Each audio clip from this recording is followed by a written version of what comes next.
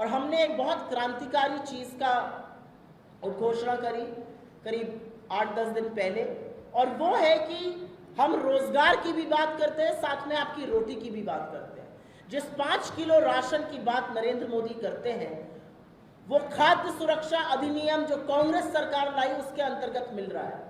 और हमारा मानना है कि हम उसकी लिमिट बढ़ाकर 10 किलो प्रति व्यक्ति करेंगे, हमारी सरकार बनेगी।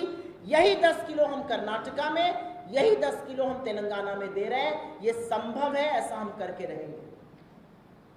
मैं अपने मैनिफेस्टो पर बात करने के बाद 2-4 बातें और कहना चाहती हूँ, और ये वो बातें हैं जो कहनी जरूरी है। लोग सवाल उठाते हैं पैसा कहाँ से आएगा।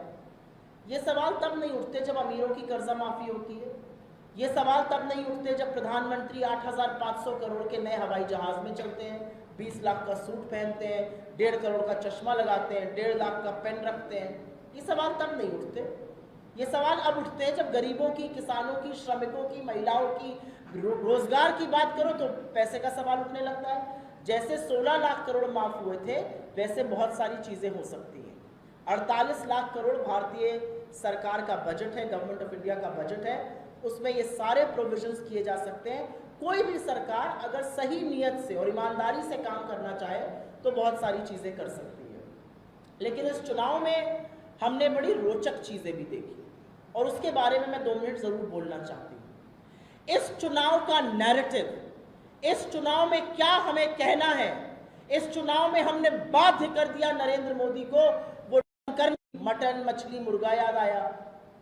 ये 48 पन्ने का डॉक्यूमेंट है की बातें कर भेजा कि किसानों की शहादत हो और आप आंखों पर पट्टी और मुंह में दही जमाए बैठे रहे। इसलिए भेजा कि आप चिलचिलाती धूप में मजदूरों को पैदल चलवा दीजिए। इसलिए भेजा कि एक दलित को यूपी में पीटा जाए क्योंकि वो अपनी मर्जी से वोट डाल रहा है, या एक आदिवासी के ऊपर आपका नेता पेशाब कर रहा है, इसलिए भेजा आपको। क्यों भेजा है आपको? असलियत यह है कि नरेंद्र मोदी अपनी आगामी हार देखकर बुरी तरह से बौखला गए हैं। उनकी मनोस्थिति पर बहुत चिंता का विषय है कि इतने ऊंचे पद पर बैठा हुआ व्यक्ति इस तरह की औनी पौनी बातें कर रहा है। और मुझे इसलिए भी चिंता है क्योंकि उनकी उम्र हो गई है। ये उम्र का तकाजा है या हार का डर है, मुझे नहीं पता, लेकिन मुझे बहुत चिंता है नरेंद्र मोदी जी के स्वास्थ्य की। कोई भी व्यक्ति अपने सही दिमाग में, अपनी सही मनोस्थिति में अपने आप को ईश्वर घोषित नहीं करता है, अपने आप को नॉन बायोलॉजिकल नहीं बताता है।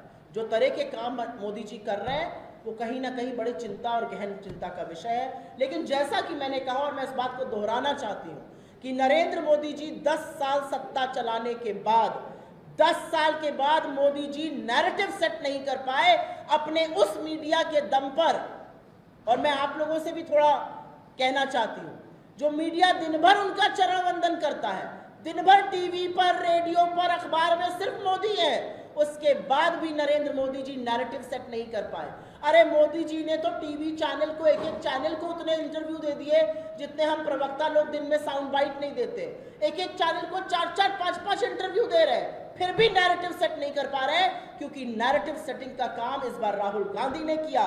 राहुल गांधी ने डिसाइड किया कि रोजगार पर बात होगी, महंगाई पर बात होगी, आर्थिक असमानता पर बात होगी, अडानी घोटाले पर बात होगी, और सबसे ज्यादा बात लोगों के रिप्रेजेंटेशन की, उनके प्रतिनिधित्व की, उनकी गिनती की होगी। सबसे ज्यादा बात इस देश के संविधान की होगी, लोकतंत्र की होगी। नैरेटिव जो बनाया वो राहुल गांधी ने बनाया, और नरेंद्र मोदी जी को अब थक हार कर हमारे नैरेटिव को उसके लिए बोलना पड़ रहा है, उस पर प्रतिक्रिया देनी पड़ रही है। इतना मीडिया अपने साथ होने के बावजूद नरेंद्र मोदी नैरेटिव सेट नहीं कर पाए, और ये देश समझ गया कि इनकी सारी साजिश, इनका सारा षड्यंत्र संविधान को खत्म करके, आरक्षण को समाप्त करके, गरीब को और गरीब बनाकर एक ऐसा हिंदुस्तान बनाना है जहां पर सिर्फ अमीरों का राज हो, और ये हम कतई होने नहीं देंगे।